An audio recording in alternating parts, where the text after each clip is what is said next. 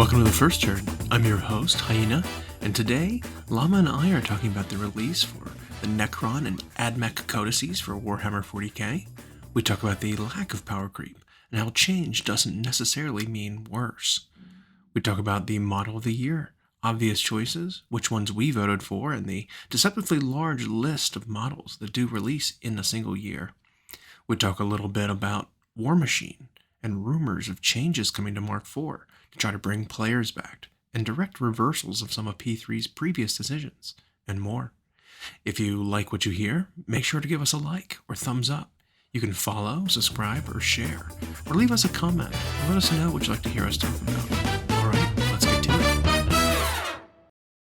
it. End of the year. How did it get to be December already? Already. Jeez. Felt like we were just at Adepticon. I know. And all of a sudden, tomorrow's the day when the event list goes live. Yeah, for the next one. The preview event list tomorrow. Super cool. I'm really excited about the new Adepticon. Can't buy the badges yet, though. No, that's a month away. Yeah. So there is there's like a gap between when we can see the stuff and when we actually go.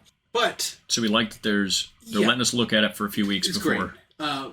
What I wish they would have done though is because especially with having to do registration on the day of, if you want to get a shot at all of getting premium badges or VIGs, I wish they would do the raffle system again. With it being in January that they're letting you sign up for badges, it's too late to do that. So I'm assuming we're going to see like we did last year, where it's going to be a first come first serve, servers crashing, premium VIG badges, that sort of deal, all in one go, which I'm not crazy about.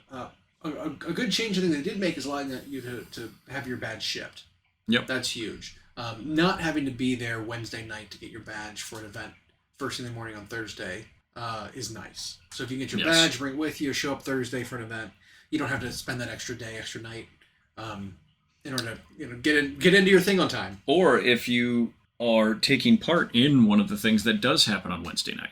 Sure. There are a handful of events or classes that happen on Wednesday night. There's, of course, the Games Workshop preview event.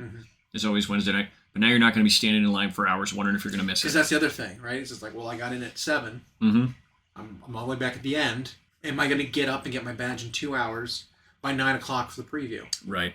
A lot of times it's no. You don't make it in time. Yeah. Depending on how far back in line you are. Or how late they delay their start of badge distribution. And there will still, I think shipping the badges will help a little bit, but there's still going to be a delay in that, or there's still going to be a long line in the sense that, obviously people are still going to show up and get it day of, but the VIG badges creates a situation where you need to pick up your loot, and so you're still going to have to stand there and wait in line anyway. But if you think about it, it's, depending on how many people do the badge pickup, you can see the numbers of people in that line are just drastically reduced. Hopefully, yeah. Because either they don't need to be there at all, or they got normal badges and they're not getting loot at all. So you get your thing shipped to you. Well, you don't even worry about getting in line. The funny thing is, that is tempting me to just get a normal badge and have it shipped, just so I don't have to do the line. Well, I'm wondering if they'll have a system for people who don't need to go get badges to just go into the premium pickup line and pick up the box of goodies. Something like that. You can just skip the line entirely. That'd be nice. So it's good things and bad things. Yeah. Again, we'll see. I know with because at Gen Con, for example, they don't do VIG where you're picking up a boatload of stuff. So you can have your badge just shipped to you, and then you don't have to wait in that bank style roped off line. Yeah. But Adepticon, it's because they do all that extra stuff. I don't know. I do think it'll cut the line down, period. There's no question that'll be better. But I do agree with you. I think the day it opens, the minute it opens, those servers are going to go down like they did last year. And so, for events and event sign up, it's one thing. But like I said, those things that are basically just throwing free money at you. You spend $100, we'll give you $500 worth of stuff. It's like, yeah, I very much would like to do that because that's project fodder too. For me, you get a bunch of stuff you normally wouldn't think about getting. And then you can use it as test projects for painting and things like that. It's like it's a neat little grab bag of things to get. It's pretty slick. But we were also talking just before we started about Warmachine. Of all things. Warmachine. Privateer Press Warmachine. And it sounds like they've had a rough couple of years, And 4 didn't get off to a great launch. Yeah, slow launch with 4th edition of their Mark 4. There you go. Yep. Slow start there. Their new model manufacturing process that they're doing. I don't know if it's new design processes and what. Slow going the first year or so. The same models that we had seen Gen Con 2 years ago were the only ones available at Gen Con last year, with one special edition model. So that tells you something. But it sounds like from a design perspective, they've kind of realized that some of their decisions were not great and are backpedaling a little bit. People didn't like. I mean, if you think about it, like Age of Sigmar did something very similar with End Times, except Warmachine didn't have some big event send off. No, where they killed off the previous world, because it's basically what Mark IV did is they had like a time jump. Yeah. Where they fast forwarded time from when Mark III took place, whatever setting that was, killed off some factions, combined some other ones, advanced the technology of some of the existing factions, and so stuff wasn't available anymore, but new stuff was, and new names, new characters, characters are gone, new ones are replacing them, but didn't really give a good solution for replacing all the old stuff. Some of it was just literally, you have all these models, cool, can't use any of them. Nope. So they did that Band-Aid rip thing that we talk about liking, but just in a really shitty way. Cutting factions is never great, just flat out. Importing and finding replacements and stuff like that, sure, I can see. Like Space Marines, for example, right? If you just straight up replace Tactical Marines with Intercessors and said you can play your Tactical Marines as Intercessors, initially when the Primaries first came out, there would have been no problem whatsoever. Correct. But if you just said, oh, well, Phobos Marines aren't working, cut them all. You know what I mean? Something like that. It'd be like, that's insane. That's an insane thing to do. Or if it's like, we're not a fan of Tyranids, gone. We're just not going to do the faction next time. We're just not going to do the faction anymore. Yep. Oh, and you want to legacy them in? Nah. Yeah. Nope. So, I mean, that's that kind of thing that's icky. But it sounds like they've realized some of their blunders, and they are backpedaling a bit and going to start trying to recoup some of their losses by allowing all the old factions back into the game proper. And that was only something I heard from somebody who's still in the loop. Right. Who used to run a lot of tournaments, and sure. They still go into whatever their message board or their Discord thread is, and it sounds like they're allowing more people, or the plan is anyway, to allow more people to use their M3 stuff, and some rules people liked about 3 would be coming back, kinda. They need something. I just know they went from a major player in the miniature scene to almost gone. Yeah. And what a fast... And a lot of their talent left. I mean, a lot of their talent went to go do MCP and these other Star Wars Legion and these other games that are working now. Well, I know the test games, and we read the rules and did some test games, and they were so dumbed down. They were so simplified. And when you say that, you don't mean that like when something that's unnecessary or bloated or superfluous gets streamlined. Right. You mean they took an interesting part of the game, tactically speaking. And they're like, we're not going to do that anymore. And just, don't even worry about that part anymore. Oh, facing? Yeah, don't worry about it. What? So many important parts of the game were facing. Yeah. Some units only function when they're attacking the back arc. Some units, the entire purpose of them was to have a giant range and block off areas, otherwise free strikes. You know what I mean? Like, they were... Being tied up in combat with something that like that was a huge tactical part of the game. In fact, even when people prepped their armies, they painted those little lines on their bases so that you could measure their facings. Right. Facings mattered. Yeah. And so, like, when in one of my play games, I had, locked up a guy in combat, he literally just walked around my jack to the back arc of my jack and then swung at my Warcaster with his 2-inch reach. The whole purpose of charging the guy was to time up, and it's it wouldn't have mattered that he was in combat at all, because he can just move freely in the circle around me as long as he doesn't reach, leave my reach. He can just move wherever he wants to. Leaving that reach is sure, you can't do that. You have to disengage or whatever and do that. But the attacks of opportunity system was gone. The free strikes thing was gone. You either stayed or you moved around in the arc or you left combat. There was no one or the other. Sometimes you didn't care if you took free strikes because you were fighting such a weak thing that you could just trample over them or run away from them. They hit you anyway and deal some damage. Who cares? But that was a tactical decision. you know. But they got rid of that entire section of the entire part of the game. Yeah, it was just there were things like that. There were things that they got rid of that I liked. Not being able to like deviate, fire at a target that's clearly out of range, and deviate, scatter 6 inches towards your target and still hit them. Probably a good thing to get rid of that kind of thing. Because that was a tactic that you did. Oh, it's too hard to hit you. Well, I'm going to fire a blast weapon at you and hope that it scatters onto you and hits you anyway.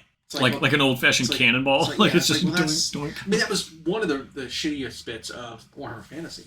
Back when it was a thing. Is you'd always aim 6 inches ahead of your target and then hope that you did your 2 bounces, because your average dice on 2 bounces was like 8 inches. And so it's like, I'm just going to hope to scatter and bounce twice into your unit and still have full effectiveness after my cannonball hits the ground 2 times. Still just one shot to anything it touches. It's like silly. If the cannonball had reduced damage or something like that, it'd be fine. But no, full effectiveness. Just to give anything. Mechanics like that going away, I'm fine with. You know? Yeah. But yeah, there were so many things that were just like, man, you missed here. And so it's maybe that's so. And again, I don't have the full details, so kind of. So maybe some of those mechanics, those kind of pressure points are going to be coming back. They need something. That would be nice. Because even when Warmachine was starting or was in like its decline, you guys still went and played and still had fun. Like the game itself can be a good game. It still had the same issues. Like if we would have gone and played Warhammer Fantasy after it had been cut and played it at a tournament, it'd have been the same thing. It's like, we still see all the same issues. Like there were clearly issues. Like static distances is a problem in that game. If you're faster, you're always outranging something that's slower. So you can always constantly have a perfect distance to always get the charge or get the attack on something, because you're always double your range. And that's a tactic probably. Yeah, and so I had that kind of problem with when we actually did the twos event. Is it was a thing that basically had the same stats as my guys, except they were 2 inches faster, so they could be 4 inches farther away and charge me, and I could never charge them. Yeah, it's a problem. And so things like that, we'll see how it shakes out. Hopefully it doesn't just die, because that's always a shame. But the logistics of resurrecting the old factions is something, right? Because even if you do attract those players back who liquidated their armies for cheap or whatever, getting them to get back into the game after the bridge has been burned, that's tough. And then just trying to support a model line of old models that maybe you don't make anymore, you don't have any more of. And convince new players to get these old models. Right. Or even, convincing the same players who had armies to get back into it, but now the models that they need to add to their army to make it competitive aren't available because you don't make them, or you don't have any, or whatever. It's just, it's hard to come back, I feel like, from that. It is. And a lot of those players didn't leave tabletop gaming. They just went and started doing something else. MCP is a huge replacement for Warmachine, because it's got that same that similar kind of feel where it's a very clean, it's a very two-dimensional game. You've got your gaming aids on the side in terms of either tokens or cards or rings or smoke. Right, everybody brings their little Plano tackle box full of full stuff. And so it's a very similar game. And you got to know your spacings. You got to know all but that was very attractive to the same kind of people who liked Warmachine and Hordes. So moving on. Still kind of slow. It's getting towards Christmas, slow. We've had most of our announcements and reveals for the year, but there is still one thing going on from Games Workshop that is... and I forget about it every year that they do this. Yeah. It's the 25 days Advent calendar leading up to Christmas. And today we're on day 7? 7, I think? 7, right. And it's all over the place. I'll say that. It is. But I think I've got some guesses. Well, they do end up revealing these pretty quick, don't they? Yes, they do. Well, usually they're themed, too. So like last year, it was very chaos-themed. Okay. So there were lots of... I think I'm remembering last year. Because they were prepping us, I think, for all the slaves of Darkness and stuff. I think it was a lot of that kind of stuff was shown off last year. This year, I don't see a common theme so far, but some things are reminiscent, reminding me of certain other things.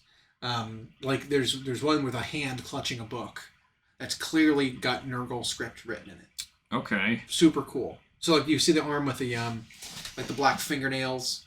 And he's like clutching it midway through the book. Well, the book cover has the 3 circles of Nurgle. Oh yeah. That symbol. Yep.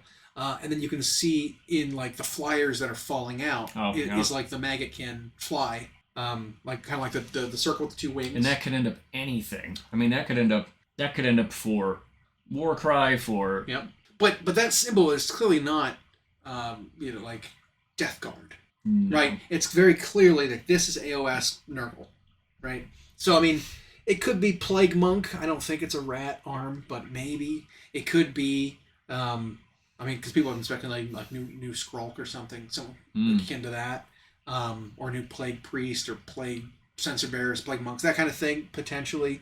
But Maggotkin of Nurgle definitely could use some stuff. And that might be a long ratty hand. It might be like Splinter. But the symbol is a Maggotkin symbol. It's a fly.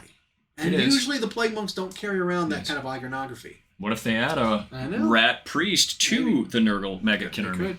So I think that's where that one is. Yeah, I think it's that or it's Underworlds. Yeah, but it's still AOS adjacent for one of those factions.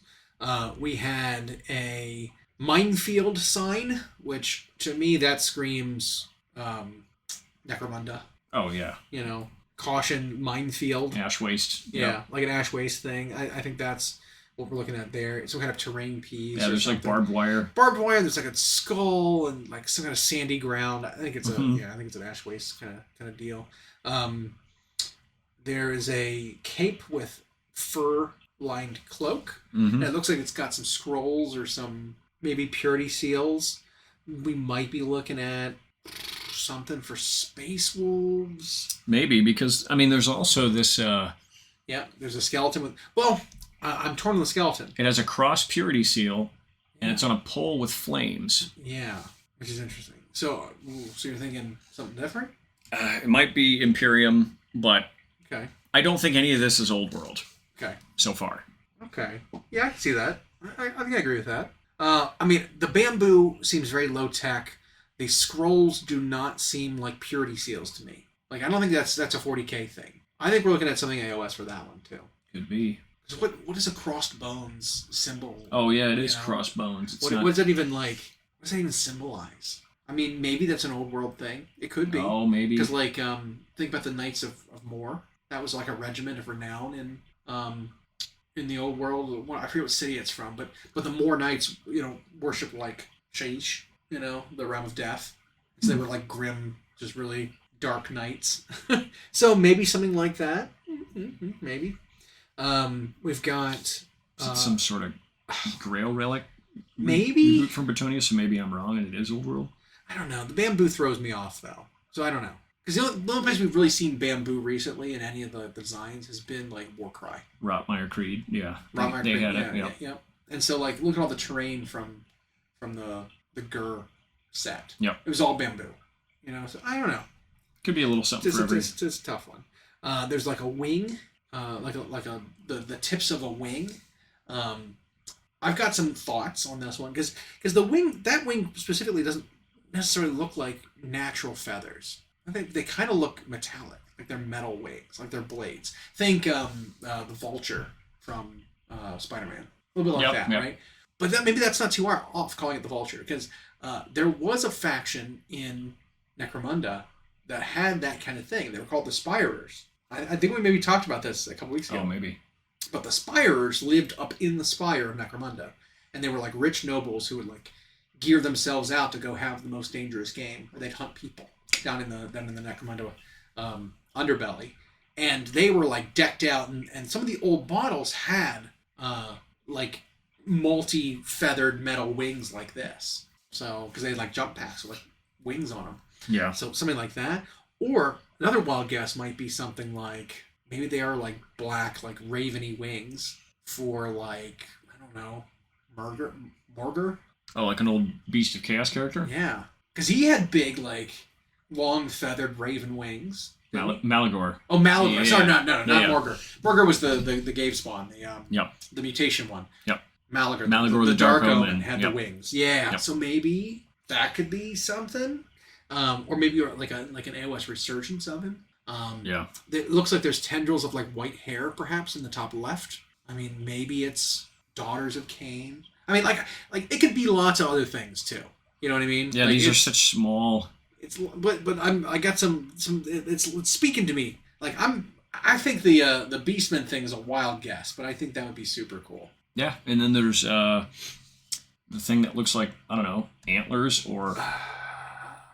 I think it's a tree branch. Yeah. It's like a budding tree branch. Yep. Which has nothing. We also have no idea how zoomed in or out any of these are. Like, the only thing I will say is that there were similar branches to this one. They were like holly, or I don't know, some kind of cherry blossom kind of branches on Commander Farsight's base. So it was very like natural, a very different take on like your standard tree branch. mm-hmm. And so I don't know, maybe something to go on there, but that one's just like completely. And then today's. No idea. And then today's one's weird. I don't even know what we're looking at. It's like wood strapped together with spiky metal bits and some chains and some Could be. hooks, and I mean, to me that screams Skaven, honestly, because so many of the Skaven like models, especially the newer ones, like the Gnaw Hole and stuff, or look at the Doom Wheel, right? Yep. It was like really haphazardly slapped together wooden bits and hooks and chains and stuff that tied it together. So I mean, I'm hoping that's what that is. That'd be great. That'd be cool if that was a new I don't know, not the Doom Wheel. What's the smaller one? The Doom Flayer. The one they never updated. Yeah. Yeah. The Doom Flayer or something like that'd be neat. Or just something new entirely. Yeah, but something along those lines. Maybe some kind of a scryer contraption. That'd be cool.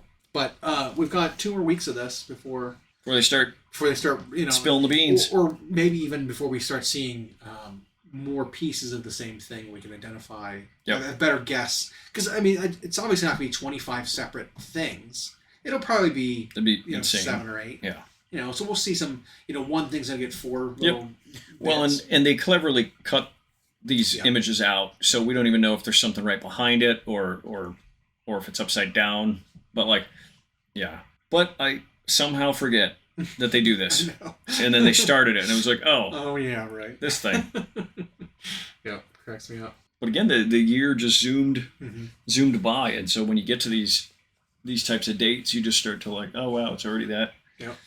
We also had the year's wrap up for model of the year. That voting's up now. Yeah. Which again, you forget about that too. And it's always interesting when you go and you look and you try to find the model you want to vote for, and you have to scroll past everything else that came out. You're like, holy crap, there was so much stuff. Yeah. Because you don't think about that, right? You think there's 52 weeks in the year. That's more than one release per week. Yeah. Right. There were more than 52 things shown there. Yep. Like you don't think about that because some weeks just feel dry. Like there's just nothing that happened in a week. Like we've been in the last month or so, right? But the 2 month ends are punctuated by like a massive release going on. Yeah. Where like 10 kits come out. We had this last release was Legions Imperialis. Yep. And it was like, okay, Legions Imperialis, that could be much of that.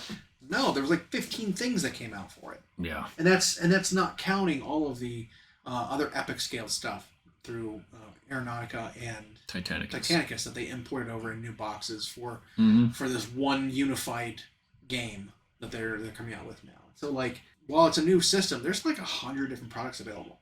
Like it's so many, like 15 new ones basically. That's how you get it off to a good start. Yeah. But I mean, the models themselves take up so little space. Yeah. Their packaging's really convenient. But you had releases like that add to it. And then there were similar things that happened during the year for like Middle Earth, where they took stuff that was only metal or resin. Yeah, and you forget about it. And then they made plastic versions, dumped them all in a big box. Because you don't realize that it's like, is this a new thing? Because you think it's just because they do the made to order stuff all the time too. Where they're like, oh, you want Elrond on foot, made to order, right? But here's a new Elrond. And like a lot of times, because I'm not into it, like I can't tell the difference. At a glance, I don't tell. Admittedly, when I see a Middle Earth article, I just scroll right past it. Yeah, it's neat they're trying to do the clear plastic for the new Ghost. Yeah, Army of the Dead. Yeah. I wonder how they're gonna. I wonder if this is a test, and they're gonna see how it goes and see how people like it and see how easy it is to paint. Because at the very least, if it's as hard of a plastic as normal GW plastic, you can just prime the whole thing and paint over it. Yeah. Right? Yep. But if you do want to use some of the base plastic that is clear, you can potentially get some cool effects with it. Because it looks like the ones they showed off were like partially painted, partially Right. clear blue. Yeah, it's like they primed the top half of them and then like dry brushed down from the primed part onto the bare plastic that was ghostly. So yeah, I don't know. It's super interesting. Would have been interesting to see, how Night Haunt would have looked if they would have done this to them, or something like that. Or maybe some vehicles where they've got clear. You'd have a few Ideneth models that could probably do that because they're watery. Yeah. Yeah. Or like headlights and lamps and cockpits and stuff of vehicles using clear plastic that's solid, not just like hollow. I don't know. It's interesting. I'm probably not gonna pick up any. Nope. But I would love to get my hands on them to see what it's like. Yeah, that'd be cool. I think that's super interesting. I don't think it's gonna happen unless they do something else. But. Right. Yeah, and to at least see hobby-wise what it's like if you can just paint straight on it, or if you got to tape some of it off and prime part of it. Is there clear primer? Like I don't know. I don't know. I mean, for canvases they have clear mediums, right? To at least facilitate like wet on wet. But I don't know. It's very interesting. Because usually paint as a medium, or at least acrylic paint, sticks better to itself than anything else, and that's why the spray primers are usually just at a.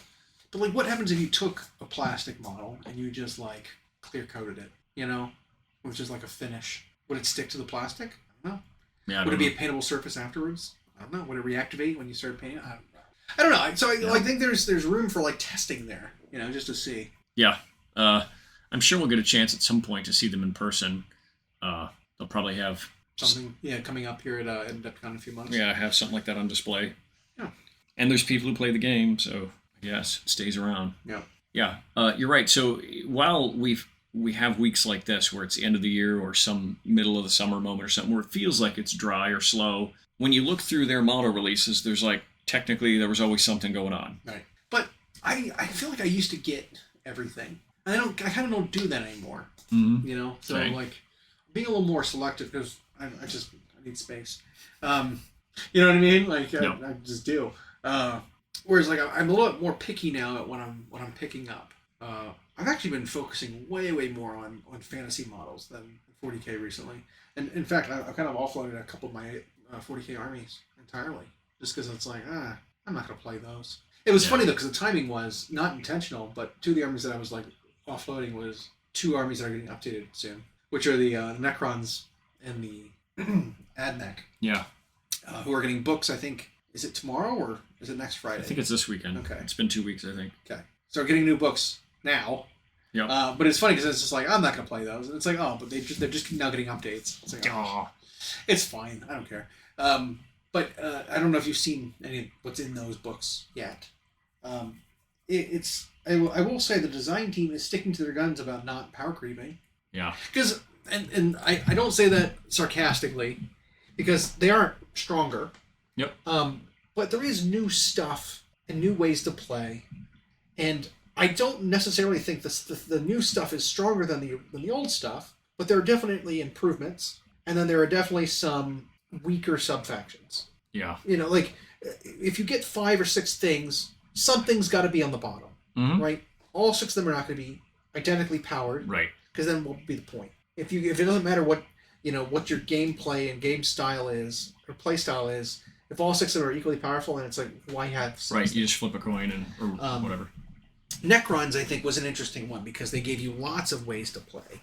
And like with Tyranids, you actually have better advantages playing certain things in the wrong sub-faction. Quote-unquote wrong, right? Yep. Like Crusher Stampede is still a thing. It exists for Tyranids, and it's supposed to be the monster one. But it's not the best one for monsters. No.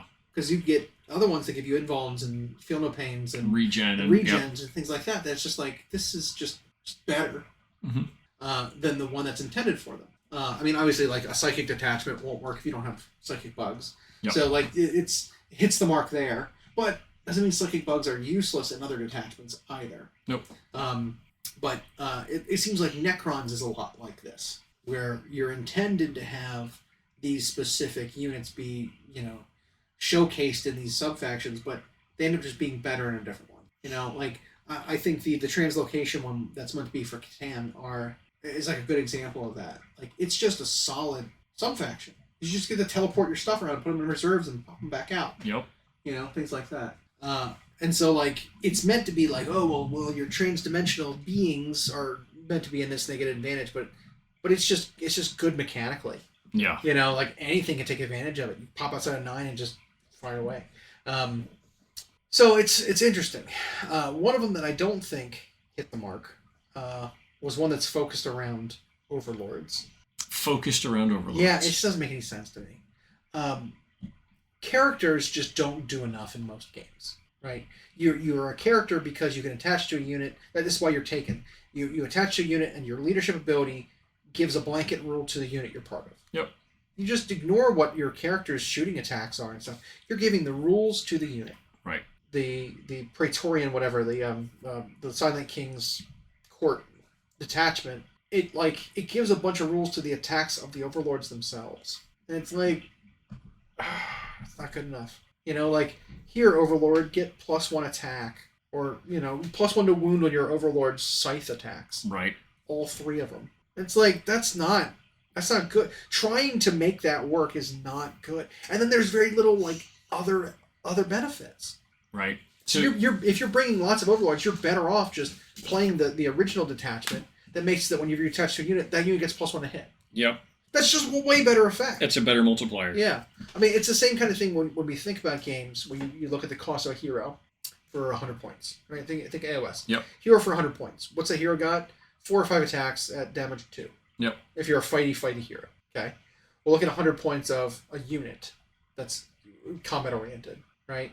Whether it's 5 20-point guys that are great weapons, they'd each have 2 attacks apiece, often with like exploding 6s of some kind, or something like that, or like can get a buff to get +1 attack per guy. And all of a sudden, that 100 points of guys is just straight up better than 100 points of character.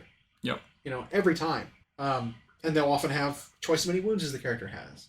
And they'll have ways to regenerate. Yep. And it's just like, well, why am I trying to force this character into trying to do the heavy lifting when a unit is is clearly superior? Correct. Why even bother? And so it feels like you're trying to do that with this Necron detachment. It's like, what's the best thing you can take advantage of? Command barge. It's like a command barge is not either durable, strong, tough, or quick enough to take it to like win you a game by going out and fighting. You know what I mean? Yeah. And so it's just, it's a really weird detachment, and maybe someone will find a way to make it work. But at face value, I think it's the weakest one that they've presented. Okay. With. Yeah, like you said, there's always got to be one. Yeah. And that's, I mean, no matter what they would have tried to do with that, it's like by choosing to go thematically around. Mm-hmm. Silent King shows up and every lord does what he wants, so we're going to make a detachment based around that. How are you going to make that interesting? Short of like changing Force Org in a way where he becomes this one super unit with a bunch of lords attached to him and it's a giant Death Star. Right. Which they weren't going to do. So other than that, though, from the tidbits of AdMech and Necrons, it's still not the case that whatever is a Codex army is just better than the non-Codex armies. Right. But I'd also maintain that it's also not weaker than it was before. Correct. They did change some things. They changed some egregious things. Yep. Necrons, they toned down the reanimation protocols a lot. Because I don't know if you've ever seen a game with Necrons play versus anything, but oftentimes when you shoot at a unit of Necron warriors, they end up with more models than they started with. Because their reanimations are so good, they weather all the shooting, yep, and then also restore more models than you removed. It's just unfun. It's just a bad mechanic. And so the change that they did to Necrons is a smaller amount of regeneration, but they're cheaper now. So it's like you could field more of them. I think that's a fair trade. Yeah, because you need to like simulate thematically what that's supposed to feel like. Yeah. But in practicality, just making everything so reliably replenished can be bad. Yeah. I mean, now Necrons weren't like out there dominating anything, but you can't have a percentage of the population that's just not fun to play against. Right. And that's one way that it can be not fun to play against. Yep. So they did that, and they also made a change to the Catan shards, which they made it so they can't take their artifacts anymore. But I think all of them now have Feel No Pains built in. And the only change they made was the Transcendent came down in points. The best one. Yeah. Well, he was the best one before because he was a character that could take artifacts. But so they took away the ability to take artifacts, but then just gave him the Feel No Pain that he was purchasing anyway, and then gave him a point decrease. I still don't think he's the best Catan shard. Void Dragon? Void Dragon might be. Void Dragon's the best looking one. But... I mean, any of the other three with a Feel No Pain, I think become better than the Transcendent. The advantage that the Transcendent had was that he could take a 4 Feel No Pain. That was huge. That was ridiculous. That made him so much better than all the other ones. But now if they all have 5-ups, I think they're all fair game. I like the Nightbringer. I think Nightbringer's super good. I think the Void Dragon's super good. But the only problem was he was a little too squishy. Well, I got rid of that. All the shards are slower now. So they're all like movement 6 or something. Which is like, it's not very quick. So they've slowed them down. They've kept their damage gates. They still have their 4-up invuln, 5-up Feel No Pain, and half damage. But they're still like in that 300 point range. Yeah. Close to, but sub 300. And it's like, I think it's fine. I don't see a problem with it. They have to have a CAD design somewhere. For a new Nightbringer and or new Deceiver, right? Yeah. I mean, Void Dragon looks so good. They've got an idea of how to do it. Transcendent one's fine. It came with that great big kit. Well, and that's the issue with that is you have to buy a Tesseract vault in order to get it. And if you want to play 3 of them, you have to buy 3 of those vaults. Yeah. That's insane. Yeah. That's Yep. Yeah. Needs to be released separately. But, yeah, and those two just need an upgrade. Make them look cool like the Void Dragon, and that would be absolutely super sexy. Or get rid of them. Because they're this big. They're like 3 inches tall. They're on a 50 mil base. Yep. Which is insane. Whereas the Void Dragon's on like an 80. Yeah. Well, he's big, cool centerpiecey looking, which they should be. Yeah. You're right. They need to do that, or time to get rid of them. But like I said, anyway. Both the books seem fine. I know there's a lot of complaining. I mean, this is a common thing. Every time a new codex or data, whatever, battle tome comes out, something changes. It's not the same as it used to be. Yep. Therefore, they've nerfed my army. Right. That's the conclusion. Right. When you get to the crux of their complaint, that's really what... One thing changed in my book to something that I like, therefore my army is nerfed. Whole army, yep. It's like, no, not necessarily. Because if you look at Necrons, it's like, while Lichguard are worse. Yep. Wraiths are insanely good. Wraiths are very, very good now. They went from being like, I could play them, but I've got Lichguard, to now like, Lichguard step aside, Wraiths are here. Especially in the detachment that makes them better.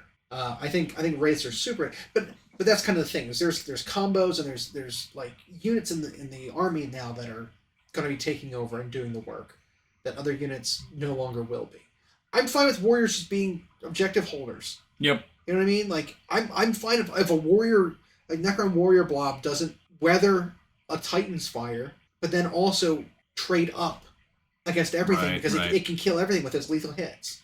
Like, I'm fine with Necron warriors not being able to destroy everything. Let the other stuff do things. Yep. You know what I mean?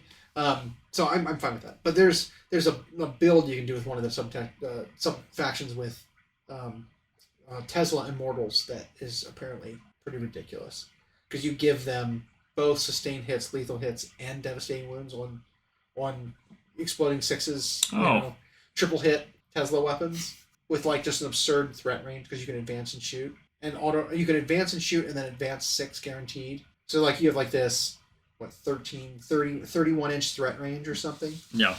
That just can delete anything. Oh, it's great. Just hilarious. But it's an expensive blob. I don't know. It's fun. Yeah. It's interesting. You just said something there that I think as a design philosophy should be considered more because this game, that being Warhammer 40k and to an extent Age of Sigmar, are not the small skirmishy games like Warmachine or MCP or whatever, where every single unit has a certain level of lethality. In this game, because objective scoring matters, if you're going to have little grunt troops in every army, then make them little grunt troops. Like you just said, Necron warriors don't have to be tanking everything, capable of killing everything, and still be cost. It's like, make them just tough enough to be Necron warriors, the way you picture them. Their guns don't do a whole lot, but they go and score.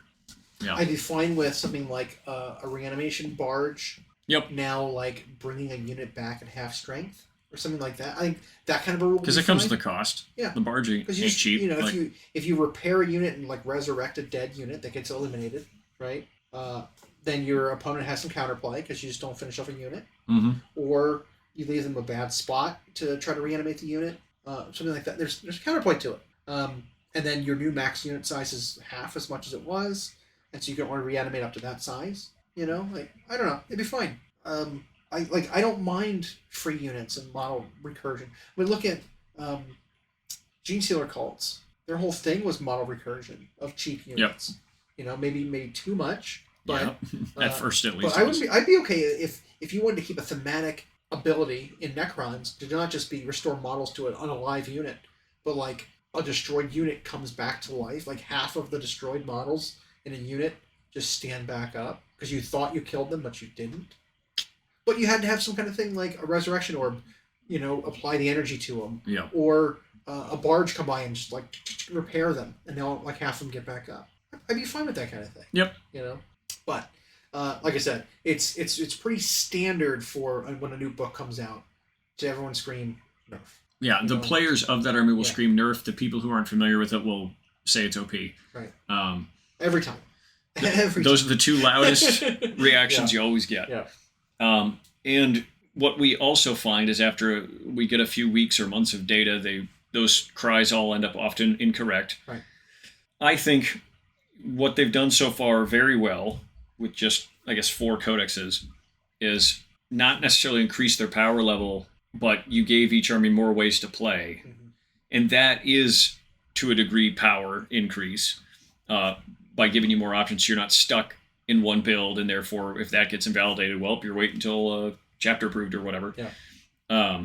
So what I am interested, though, to see with how is chapter approved going to like impact the armies that have gotten new books already? Are they going to pass them over and just do index updates? Because I think there are some changes that need to be made to the armies that came out with codexes already. I think there are some data sheet changes they need to make that outside of points, you're not going to fix a unit unless you make changes to their data sheet, right? I mean, maybe even with points, you're not going to fix them because, like we were talking about, Carnifexes, I think, in 8th edition or 9th edition just being so bad that it was like, at what point-wise, do you just like give them away? Like, you know, like they're so dirt cheap for what they are. How cheap do they need to be before you start taking them? Right. Well, some of those units were like, I would never bring them. Even if they were free, I wouldn't bring them. Yeah. We had said that, and it's like, and I maintain that sentiment still, because with how like secondaries work, right? If a thing is just not doing anything but giving your opponent victory points, like what if you brought a bunch of Carnifexes that just died, and every single one you gave up 2 victory points or something? It's like, well, I'd rather just not have those useless Carnifexes. They were just giving up points, even if they were free. Yep. I would rather not have them because they don't benefit me. Nope. They're a hindrance. They don't kill enough. They just die and they give the opponent points. Right. And so I feel like some units are like that, where their stats aren't good enough, their weapons aren't good enough. Even if they go down in points, they're just not worth bringing. I think a lot of Space Marine infantry are like that. Space Marines, I think, are a victim of just being stuck in tradition, right? The 4s across the board stat line of Space Marines. Yep. It's just... Now, it's not 4s anymore because they've broken up the stat line. Yep. They've flipped the hit and wound chart, you know, kind of thing. They've done some things, but basically, Space Marines used to be 4s across the board. Yep. They were tough 4, strength 4. Yep. They were weapon skill, ballistic skill 4, which back when they had that meant 7 minus. 7 minus threes, the number you need 3s to hit, which is what they have now. 4, 4, 4, 4, 4. You know, initiative 4, like it just 4s across the board. Well, in this edition, where toughness has gone uncapped, right? You know, previous editions, the highest toughness you'd see was 7. Yep. You know, that wasn't a vehicle. You'd see like a tough 7 was the highest thing. Now we're seeing toughness is 12, 13, 14 on some of these main battle tanks. Yeah. And man, guns just do not hurt them, right? Like even when your toughness is 11, 10, or a lot of monsters, Space Marine guns just don't do anything to any of it. Space Marines attacks in melee do nothing to any of it. You know, it's like they're a victim of just stagnant stats. And I said this last edition, but 10th edition even more so. Like, they just need to overhaul stats of guns, of Space Marine equipment, of basic stat lines, like they need to have their basic melee attacks at least be strength 5 before applying weapons. Something like that. Something to make them actually be able to do some damage. And I don't just say, we'll just attach a character that gives you lethal hits. Or, we'll just attach a character that has dead wounds on it. It's like, I don't want that. You know what I mean? Like, I want them to be able to do something. Because there's so many Space Marine units that's like, while Space Marines as an army are doing okay. I was going to say finalist at Worlds was a Marine infantry player. It's because about 12% of the units are playable. Yeah. And I don't think it's because there are too many units in the army. I've heard that argument too. It's like, well, it's impossible to balance, when you've got 100 data sheets. They trimmed some. They trimmed some though. They absolutely did. Yeah. But it's like, that's part of the argument. It's like, well, yeah, with the 12% of them, because there's so many. There's too many to balance. It's like, no. It's every single Space Marine infantry has the same problem. That doesn't say like one infantry unit's good, one's bad, too hard to balance internally. It's like, no infantry is good. None of it. What's doing the heavy lifting in Space Marines? You got scouts to go get objectives because they can teleport themselves for some inexplicable reason. Scouts gain teleport. Yeah. And then it's just vehicles. Vehicles that have lots of high strength shots. That's Space Marines right now. Nothing else. Like even the toughest infantry, Terminators, no. Strength 8's not good enough. Centurions sometimes, because they punch it like strength 12 or something with sustained hits versus vehicles. That'll do it. But like, it's just most infantry in most armies is so understated that it's not usable, right? Like most infantry is equipped to kill other infantry, but no one's playing any infantry outside of your weird super buffed chaos cultists who can blender anything in the game they touch, which I expect to get completely obliterated come Space Marine book, which is in the next 3, I think. Chaos Space Marine? Yeah. Chaos Space Marines. Because there's like an occultist blob that with the dark packs and the buffed characters nearby, anything they touch dies. Yep. It's absurd. That kind of design is horrible for the game. The cheapest units in an army, being able to go toe-to-toe with the toughest stuff in any other army is horrible game design. Well, and so there's an interesting situation because they stretched out the stat lines in the game so that none of these stats are like capped anymore, which lets them be more granular, but now they have to figure them out. Yeah. And so now, while at the World Championships, the guy who got second played an all-infantry Space Marine army. Did he really? Yeah. What was in it? World Championships. I know. What was in it, though? Do you remember? Yeah, I have the... Okay. I mean, first of all, it was John Lennon. Sure. Who's a great player. Who's an exceptional player. But then, he played an all-infantry Marine list. Was it aggressors? I think I've seen this. There were aggressors. I think I've seen this list. There were aggressors, there were scouts. Yeah. Where did I Scouts are phenomenal. We know that. Like, aggressors can work in certain combos, but like, you think about aggressors in like the Salamander detachment are like a staple. But because they get all these benefits that combo up to give them auto hitting, bonus strength. He played the Vanguard Spearhead. Okay. He played Ultramarines. Okay. He played Marnius Calgar, Uriel Ventress, and Apothecary Biologus, and then aggressors, Centurions, Eradicators, Company Heroes, Inceptors, Scouts. Okay. And no tanks or dreadnoughts. Okay. And they used, as far as I know, just a standard mission packet. And so it was grid terrain, not player placed. Sure. But none of that is power armor, though. Okay. Just a funny. It's all Primaris. None of it's like power armor, though. Like it's aggressors are in Gravis armor. There's Centurion armor. Inceptors. Inceptors are in Gravis armor. Gravis, and Centurion scouts. What's the ones with the Geordie LaForge glasses? Those are Inceptors. Those are the guys with like the plasma pistols, right? Yeah. The Moonshoe guys. The Moonshoes. Yeah. They're in Gravis. No, and he had one of the. No, the company champions are Company Heroes. Company Heroes. But regardless. But infantry. Yeah. But there was a variety of infantry units that were usable with the girth of the Space Marine Codex. That is like a maybe 15 to 20% usability. It's also very combo heavy, I'm thinking, because Uriel Ventress allows the Centurions to deep strike. That's a combo that people use because he's like that unit. Well, and Marnius on his own is a house. Yes, he is. Like so, and he and his heroes can attach to another unit. It's nuts. he kind of created a little bit of a Death Star. He forms a Death Star.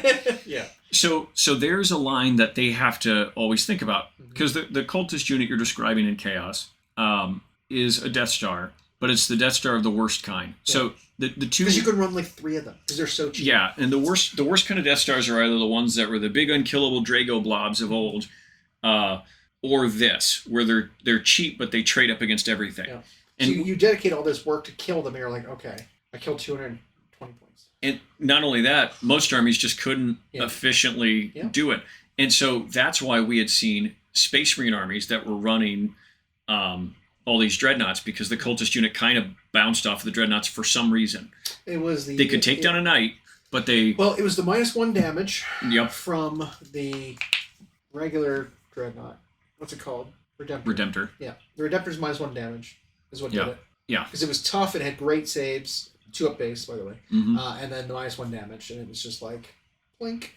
Yep. So it was like wounding on 6s. And the Dark Angels, I think, could make it even more effective than they did. They gave them stealth. Yeah. Yeah.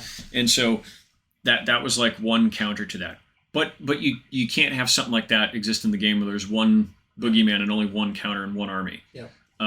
So now they have to toe this line of, well, we've stretched out the stats. So how do we have troops be fun and effective, but not trade up against everything? And so with Space Marines, when you have that many infantry, it's like, well, they can do stat buffs, but then you might create all these infantry that trade up against everything. Now, John Lennon's, I don't think, planned on trading up against everything. He did have good combos. He did have killy, but he relied on mobility and scoring, I think. And then I think he still lost the final 2 to a Chaos Space Marine player. So if they go in and do that for Marines, now how do they make it so the infantry don't trade up against everything? If you're going to make them fightier, if you're going to make them, because you don't, or if you're going to make guns, because Space Marines, what it is they still suffer from the 4 syndrome, even though they don't have the 4s. Space Marines occupy this massive middle ground, and everybody's playing at one end or the other. Cheap trades up or cheap and scores, ultra big and scary. Space Marines occupy this massive void in the middle. And you're right in that they made infantry best at killing other infantry. Theoretically, that's what they should do. But now you have to give all the armies a reason to play infantry. Yeah. I think core rule changes would contribute to that. And I think some stat changes. Core rules in that, like, maybe there's either some objectives or there's something score-wise where you have to do with infantry. Something, right? Yep. Like, investigate signals. You can't just land a vehicle over there and just, like, do it with a vehicle. You know? Like, stuff like that. Like, and people always referred to it historically as a tax or whatever in the game. Yeah. But I'm sorry, I think you have to have one. I think you have to have something that gives people a reason that they are required to play so many units of infantry. Because they've actually made some of the infantry rules really cool for fighting other infantry, but you just don't take them. Yeah. The reason the successful Tyranid list right now, the only infantry they were including melee warriors for a while, but they found Gene Stealers did it better. And the reason is Gene Stealers have the ability to explode or proc into bigger targets. So it's that trade up thing. And they make an enormous screen. Like, so you can't have every infantry doing that. I actually don't think that's super healthy. So yeah, I agree. I think they just have to include an old-fashioned tax, which is going to feel bad because you gave everybody freedom for so long. Unleashed in 10th edition to play whatever they list however they want. Yeah. But maybe you don't have to go as hard into it as you used to, where you have to have 3 troops, but make some of the objectives that you could get in a tournament. Maybe so it's a soft requirement, right? Right. Not a hard requirement. Yeah. But like, if you want to score this objective, only infantry can do it. Yeah. Now you have to have them. And so if people are playing that one where they're flipping over the card every turn, which even tournament players like that one right now, because it also makes it harder for your opponent to know what they have to deny, which is a strategy unto itself. And so it's like, but maybe you have one of those that you flip and it's like... Raise banners? Well, how's a tank going to raise a banner? Yeah. Get some guys got to get out there and raise the banner. You have to have people on their boots doing it. Yeah. And, there's a chance they'll catch this in the sense that because they are... I think it's unquestioned now that they really analyze player feedback and tournament data, and they're going to see well, only ultra elite super killy blobs of infantry are being played, right? Or it's just monsters. Which all of that was, by the way, everything you listed besides the scout game objectives, fucking plasma inceptors are insane. Yep. They're so good.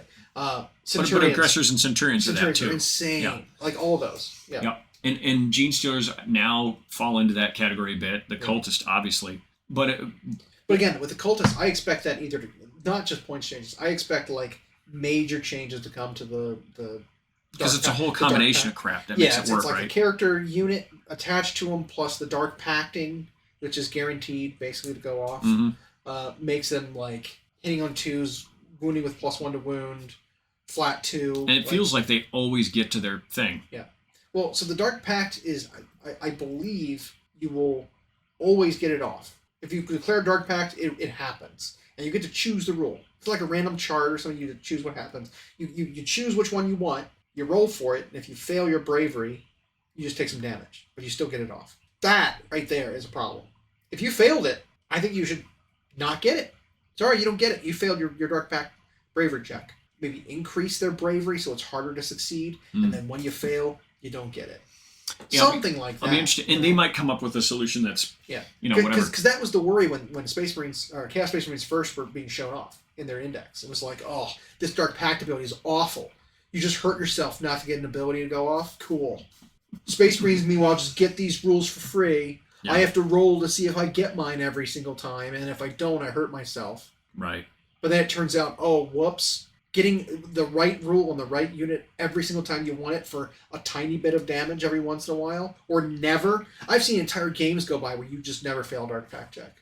Well, I took a mortal wound. Why I feel no pain? 0. Well, and there's the other thing. That cultist unit, or at least one of them, always seems to get to their target anyway. Yeah. Like it just. Well, part of that too. I have an answer for that too. Is the way we're doing things in non-official, non-GW tournaments and playstyle. It's a combination of things. Player place terrain. Right. We've been doing that. Each player gets an identical set of terrain that they place on their own half of the board to benefit themselves. That and then the way we do ruins, which every single building we play with is ruins, which I think is a problem. The bottom floor is obscured. Yeah. So you can't see anything in the bottom floor of a ruins. Second and third levels, whatever, yes, you can. But that infantry can move through those solid walls without being seen. It's similar to how what Blood Angels did so well with their Sanguinary Guard. For that little bit of 9th edition, with GW placed terrain, because they were so close together, you could jump pack from one piece of terrain to the other without being seen, and you were safe the entire way to your target. You could charge without being line of sight. Yep. And through building. And then you got there and you just blundered. So that's kind of what they're doing. They're skipping from building to building out of line of sight the whole time, taking minimal casualties because of you've set your own terrain up properly to block all line of sight. And players have really enjoyed the player place terrain, but we saw even success with the cultist unit at the World Championship event because the terrain is probably still favorable to them. Yeah. But I did notice, but they're also durable. 5-0 Film of Pain. Correct, which is the same thing that Gene Stealers experience. They just can't get jacked up like the cultists quite. But we did see the cultists die more frequently at the World Championships, because they couldn't just place their terrain in like a stair step to where they needed to go. There were situations even early in the game where the Marine player was able to drop in Inceptors or drop in this unit over here and then kind of take out big chunks of them.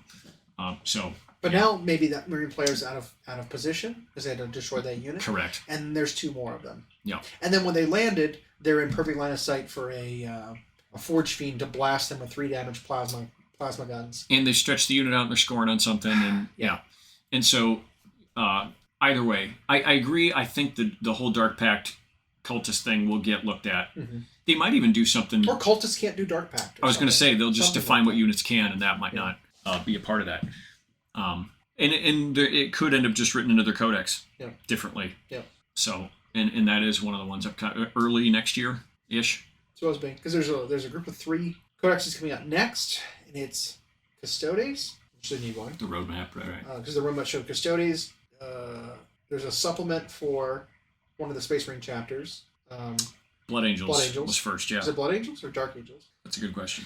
So one of the Space Marine chapters is getting a supplement. I think it was Blood Angel or Dark Angels, because we saw there's a couple of Dark Angels characters coming out, right? You could be right. I think it's Dark Angels, Custodes. Oh, Dark Angels, Orcs, Custodes. Orcs, Custodes. Tau, Chaos Space Tau, Marines. Chaos Space Marines. Yeah. So those are the next 5 things. Those 5 are all listed spring 24. Okay. So first quarter. Yeah. 2024, basically. And that could be everywhere March through May. They could, 2-1-2 or whatever. Yeah. So then, that's not that long. As we've just discussed, the year flew by. Like crazy. It flew by like when you get that food you've been craving for a long time, that slice of whatever, pie, cheesecake, and you get to the end, by the time you're at that last bite, you hear your fork tink off the plate, and you're like, hey, where'd it go? And it's all gone. Yeah. Just like that. Yeah. Speaking of, I could eat. Let's go clean a plate.